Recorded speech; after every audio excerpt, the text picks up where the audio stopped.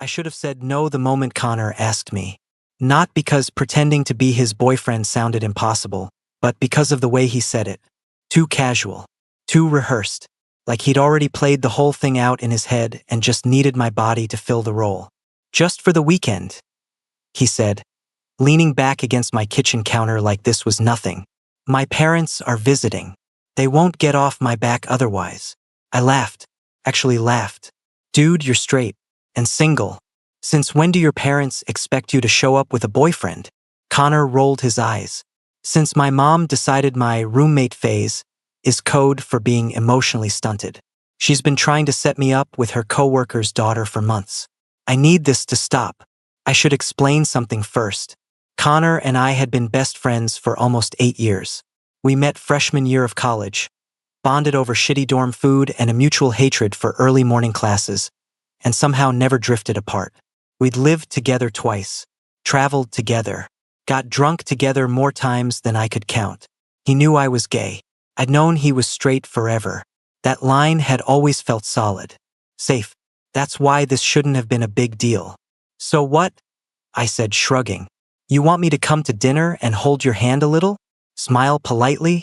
Pretend we're… What, in love? Exactly, he said, snapping his fingers. You're a lifesaver. There it was again. That word. Lifesaver.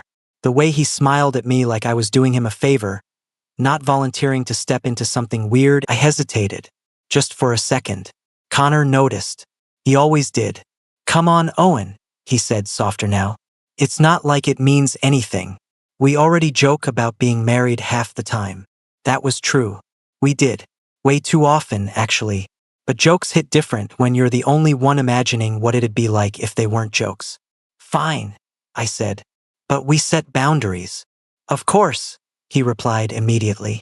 Too fast. Whatever you need. I told myself that was enough. That I was being dramatic. That this was just acting. What I didn't know yet was that Connor was terrible at pretending, and even worse at stopping once he started.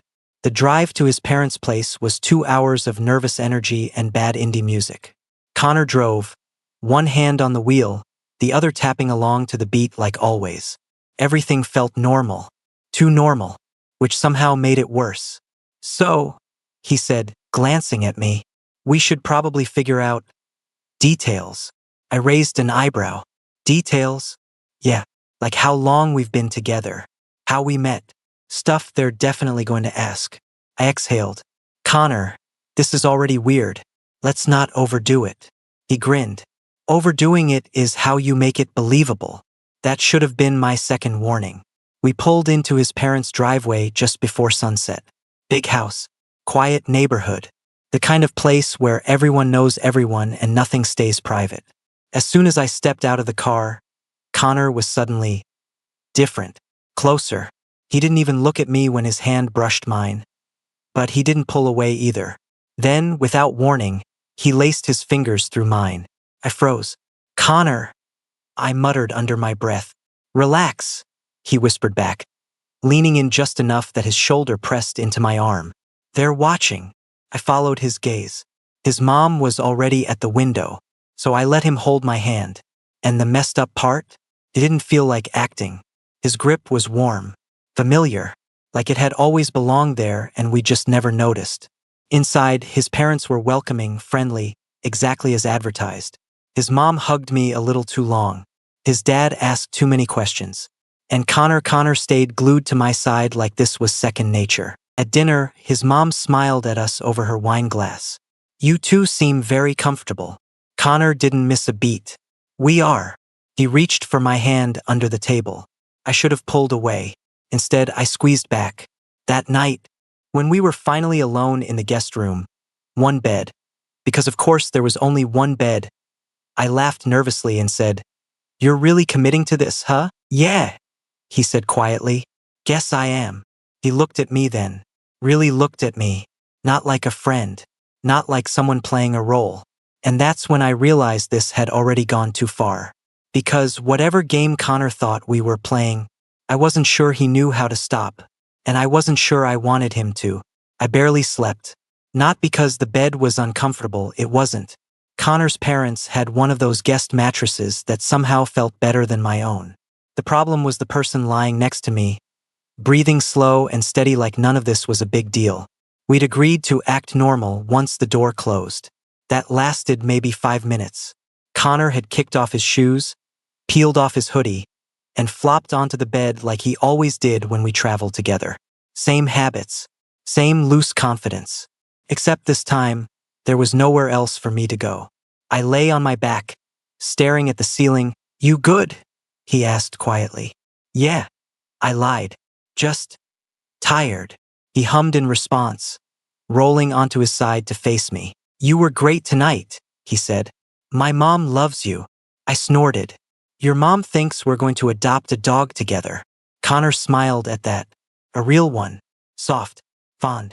Wouldn't be the worst thing," he said. That was my cue to shut this down. "Connor," I said, keeping my voice light but firm, "we need to dial it back tomorrow." He didn't answer right away. Instead, he studied my face in the dim light from the hallway, like he was trying to memorize it. "Did I mess up?" he asked. The question caught me off guard. Connor never asked that. He was usually so sure of himself. "No," I said quickly. This is starting to feel less like pretending." At breakfast, his mom teased us about how domestic we looked. Connor just laughed and poured me coffee without asking how I took it, because he already knew. Every small thing added up. The familiarity, the ease, the way he kept finding reasons to touch me. A hand on my shoulder, fingers grazing my back as he passed behind me in the kitchen. By the time we left the house to go into town, I was wound so tight I felt dizzy. We walked down the sidewalk side by side, autumn air crisp around us. Connor shoved his hands into his jacket pockets. "Hey," he said, "you're quiet." I stopped walking. "So are you?" I shot back. He turned to face me, brows knitting together. "Okay, what's going on?" I laughed under my breath, sharp and humorless. "You don't get to act confused. Not after last night." Connor's jaw tightened. "I didn't mean to fall asleep like that." "But you did." "Yes," he admitted. "And you didn't move away." That hit harder than I expected. "Because I didn't want to make it weird," I said. "Or because you didn't want to," he countered softly. We stood there, staring at each other, the air between us buzzing with everything we weren't saying. "This was supposed to be fake," I said. "You're straight. I'm your best friend. You don't get to blur that line and then pretend it's nothing." Connor ran a hand through his hair, pacing once before stopping in front of me again. "I'm not pretending it's nothing," he said. My stomach dropped. "Then what are you saying?" He hesitated. For the first time since I'd known him, he looked scared. "I don't know," he admitted. "But whatever this is, it doesn't feel fake to me." My chest felt tight. "Connor Dash, I'm not saying it means what you think it means," he rushed on. I need you to stop assuming I have this all figured out." That was the moment something inside me cracked. We stood there in silence, neither of us backing down. Finally, Connor let out a shaky breath and gave a small, crooked smile. "We should probably head back before my mom sends out a search party." "Yeah," I said, my voice rough. "Probably." As we started walking again, his hand brushed mine. This time he didn't grab it. This time he waited. And after a second, just one, I reached for him first. We walked the rest of the way back in silence. Not awkward silence. Heavy silence. The kind that presses against your chest and makes every step feel loaded with meaning. Inside the house, it was like slipping back into character.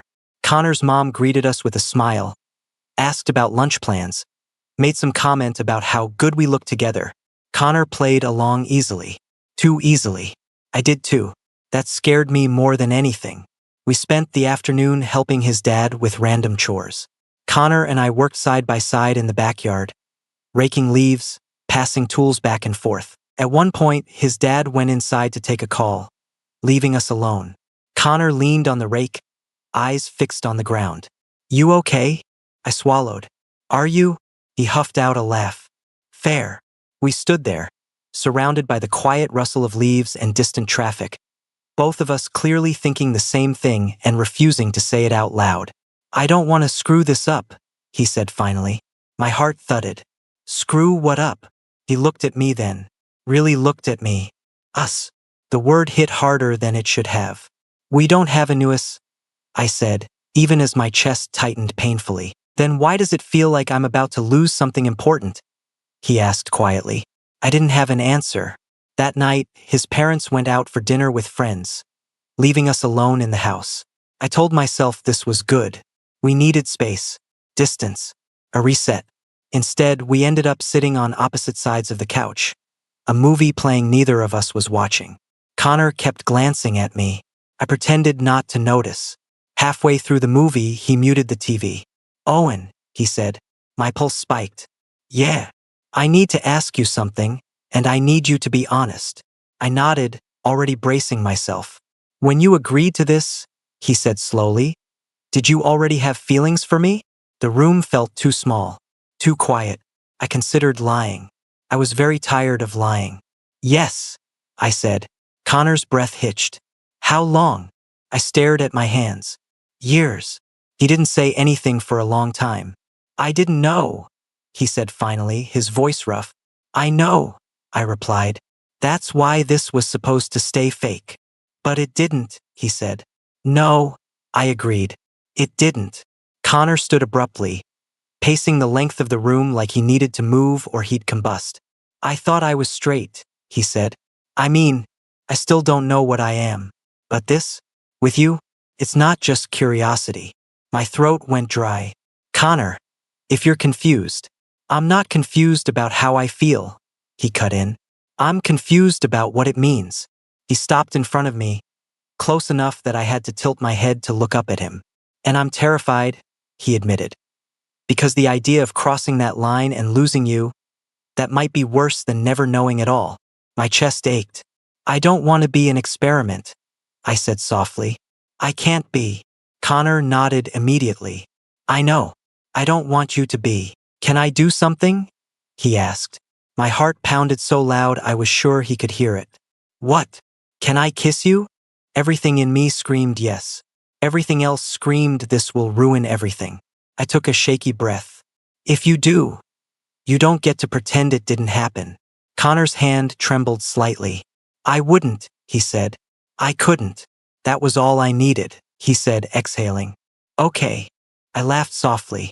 You sound like you're convincing yourself. Yeah, he admitted. Because if I don't say it out loud, I might freak out. That made me smile and ache at the same time. We ended up talking. Really talking. For hours. About how long I'd liked him. About the moments he'd written off as nothing that suddenly made sense to him. About how this wasn't something either of us had planned, but somehow felt inevitable in hindsight. Connor sat on the floor in front of me at one point, elbows on his knees, looking up like he used to when we were kids cramming for finals. I don't want to rush this, he said. But I also don't want to pretend we can just go back to normal. There is no normal after this, I said gently. He nodded. That's what I was afraid of. When his parents came home later that night, we'd already agreed on one thing. Whatever this was, it stayed ours for now. No labels. No explanations. Just honesty. The next morning was the last one at his parents' house. Everything felt different now. Every smile from his mom. Every comment about how happy Connor seemed. Every look Connor shot me across the kitchen when no one was watching. We were playing with fire. On the drive home, the car felt smaller than usual. Connor kept one hand on the wheel, the other resting on the center console between us. After 20 minutes of silence, I placed my hand over his. He smiled, eyes still on the road. I've been thinking, he said. That sounds dangerous. He snorted. Always.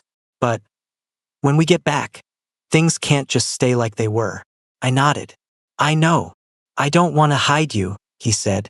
But I also don't want to make promises I don't understand yet. That was fair. Painfully fair. So what are you saying? I asked. He squeezed my hand. I'm saying I want to try. Slowly. Honestly. And if at any point you feel like this is hurting you, I'll tell you, I said. And if you panic, I'll tell you, he finished. It wasn't a declaration of love. It was better than that. It was real. The first week back was Strange. We didn't tell anyone. We still joked, still hung out, still did all the things we always did. But now there were moments charged with something new. Late-night conversations that felt heavier. Lingering looks. The occasional kiss when we were alone. Still tentative, still learning. Connor struggled more than he let on. I could see it in the way he stiffened when someone casually referred to him as straight. He laughed, then grew serious again. I don't want to wake up one day and realize I hurt you because I couldn't figure my shit out fast enough. I leaned up and kissed his cheek. Then don't run from it. Walk through it. With me. He turned, eyes searching mine. You'd really do that? I already am. The first person to notice was his sister. Of course it was. Connor and I were at a small get-together at his place. Nothing wild, just a few friends, cheap beer, music low enough to talk over. I was sitting on the arm of the couch, Connor sprawled beside me. I didn't even realize how close we were until I felt eyes on us. Emma stood across the room, drink forgotten in her hand, staring. Not shocked, not angry, just observant. Later, when Connor went to the kitchen to grab more beers, she slid into his spot like she owned it. So, she said casually, how long has this been going on? My stomach dropped. I don't know what you're talking about. She snorted. Owen, I've known my brother his entire life. He doesn't look at people like that. I swallowed. Like what? Like he's terrified and excited at the same time, she said. So try again. Connor came back before I could answer, freezing slightly when he saw us together. Emma stood, kissed his cheek, and smiled sweetly. I'm heading out. You should walk Owen to his car. Connor blinked. A dash. Now, she added pointedly. The door closed behind her a minute later. Connor stood in the middle of the living room, hands on his hips, staring at the floor. She knows. She suspects, I said quietly. There's a difference. He laughed once, breathless. Not with her. We stood there, the weight of it settling between us. This is what I was afraid of, he admitted. The world noticing before I'm ready. I stepped closer. You don't owe anyone answers yet. Not her. Not anyone. He looked at me then. But I owe you honesty. My chest tightened. Okay. I don't regret this, he said. Not even a little. But I'm starting to realize that if I keep choosing the easy silence, I'm still choosing something. I nodded slowly. Yeah, you are. Connor dragged a hand down his face. I don't want to hide you like some secret, and I don't want to rush into labels just to prove something.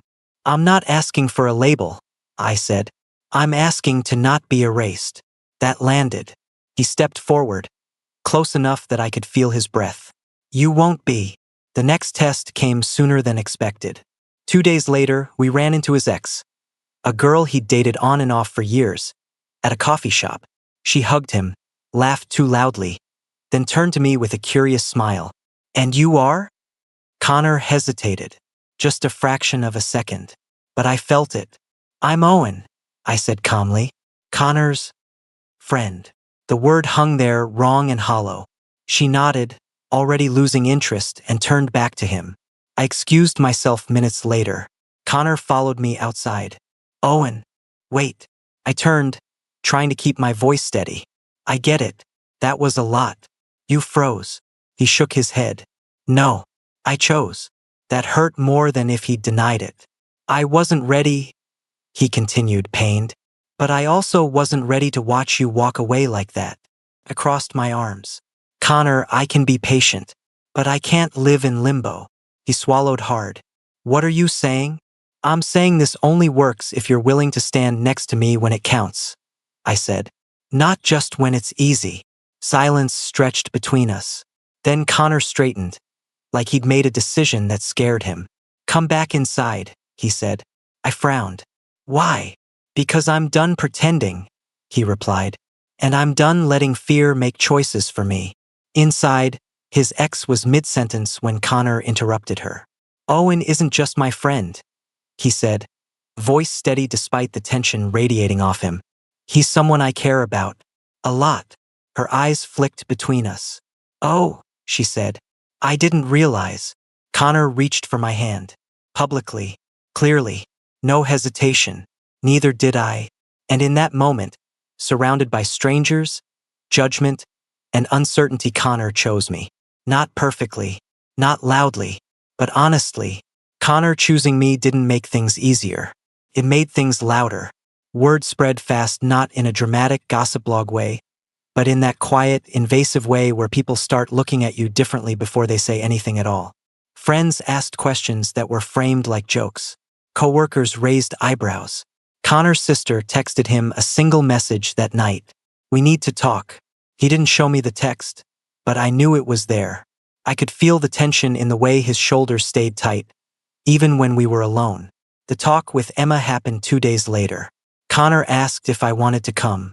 I told him no, not because I didn't care, but because this was something he had to do without using me as a shield. When he came back that night, he looked wrung out, like he'd run a marathon emotionally barefoot. "How'd it go?" I asked carefully. He dropped onto the couch beside me and leaned forward, elbows on his knees. "She knew. Said she's known something was off for years." I smiled faintly. "Smart woman." He huffed. "She asked if I was gay. And I told her I don't know," he said. "But I told her I'm not lying anymore. That mattered. A lot." "She wasn't mad," he continued. "Just protective. Of both of us, actually. She told me if I break your heart, she'll ruin my life." I laughed, relief loosening something in my chest. "That tracks." Connor turned to look at me then. "I meant what I said at the coffee shop." "I know." "No," he insisted. "I mean, I'm not halfway in. I'm just halfway scared." I reached for his hand. "Those aren't the same thing." The real breaking point came a week later. We were at a friend's birthday dinner. A big table, lots of noise, too much wine. Someone made an offhand comment about Connor finally settling down with the right girl. The table laughed. Connor didn't. He sat there, jaw tight, staring at his plate like it had personally offended him. I felt it before he did, that familiar pull, that moment where he could either stay quiet or step forward. He set his fork down. "Actually," he said. The table went quiet. "I'm seeing someone," he continued. "And it's not a girl." Every nerve in my body lit up. A few people blinked. Someone said, "Oh." Connor kept going. "I'm still figuring things out. But I care about him, and I'm not going to pretend otherwise." Then, and this part still gets me, he reached across the table and took my hand. Not dramatic. Not defiant. Certain. No one clapped. No one gasped. Couple people smiled. A couple looked uncomfortable. Life went on. But Connor didn't shrink. Later that night, when we were back at his place, the adrenaline finally wore off. He paced the living room, hands in his hair, laughing like he couldn't believe what he'd done.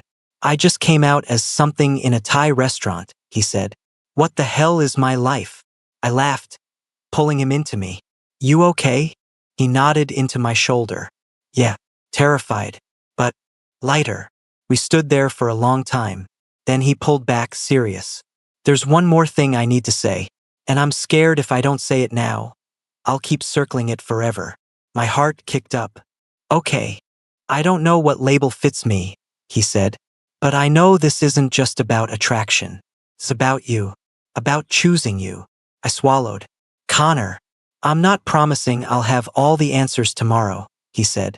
"But I am promising that I won't disappear when it gets hard." That was it. That was the thing I'd needed from the start. And what we were building, messy, honest, unfinished, felt more solid than anything I'd ever had. Things didn't magically calm down after that, but they finally made sense. Connor stopped pacing around the question of what this was and started focusing on who he was with. That shift was subtle, but I felt it everywhere, in the way he reached for me without checking the room first, in how he said my name like it grounded him, in how he stopped apologizing for not being there yet. One night, a few weeks later, we were lying on his couch, half watching some stupid show. My head was on his chest, his fingers absently tracing the back of my neck. Easy, comfortable, real. "You ever think about how weird this started?" he asked. I snorted. "You mean the part where you asked me to lie to your parents?" "Yeah," he said, smiling. "That." I tilted my head to look at him. You still think it was fake? He didn't even hesitate. No. The word landed steady and sure. I think, he continued, that I just didn't have the language for what I already felt. You were safe. You were constant. And somewhere along the way, my brain decided that meant friend, because it was easier. My chest tightened. And now, he said softly, it feels like I finally stopped dodging myself. A month later, we went back to his parents' house. This time, there was no pretending. His mom noticed immediately, the way Connor sat closer, the way he looked at me when he thought no one was paying attention. She didn't say anything during dinner. But later, when Connor went to help his dad in the garage, she found me alone in the kitchen. You make him very happy, she said gently. I froze. I don't want to complicate things. She smiled. Sweetheart, Connor has always been complicated. You just happen to be the first person he's brave with. When Connor came back inside, she hugged him a little longer than usual. I'm proud of you, she said. He blinked. For what? For choosing honesty, she replied. That night, we lay. I'm still figuring myself out, he said quietly. I know. But I know this, he added, pressing his forehead to mine. I don't want a life where you're optional. That was it. No dramatic confession. No grand declaration. Just truth. These days, people sometimes ask how Connor and I got together. I usually smile and say, it started as a favor, but the real answer? It started the moment pretending stopped being easier than telling the truth. And somehow, asking me to be his fake boyfriend led him to finally be real. With me, and with himself. A year later, Connor still hates labels. But he hates losing me more. We don't correct people when they assume things, and we don't over-explain when they don't. Sometimes he says, my boyfriend, like he's testing the word on his tongue. Sometimes he just says my name. And honestly, that's when it means the most. The night it really hit me was stupidly ordinary. We were at the grocery store, arguing about pasta brands like an old married couple. I was holding a basket. Connor was reading labels like it was a life or death decision. An older guy passed us, smiled and said, you two remind me of my husband and me. Same arguments. Connor froze. I felt his hand tighten around mine. For half a second, I thought he'd pull away. Old reflex. Old fear. Instead, he smiled back. Yeah, he said. We're like that too. The guy nodded, walked on. Connor didn't let go of my hand. You okay? I asked. He nodded, eyes a little glassy. I didn't panic. I smiled softly. No, you didn't. He leaned his forehead against mine in the parking lot, keys digging into his palm, heart steady against my chest. You know, he said quietly, if I hadn't asked you to pretend, I might have spent my whole life avoiding this. I shrugged. Guess you needed a lie to find the truth. He laughed, then kissed me. Not careful, not questioning, not afraid of who might see. And that's the thing people don't get. This wasn't a story about a straight guy turning gay, or a fake relationship becoming real, or some dramatic awakening. It was a story about a man who finally stopped running, and the friend who stayed long enough to be chosen. He asked me to be his fake boyfriend. I ended up being the person he came home to, and neither of us is pretending anymore.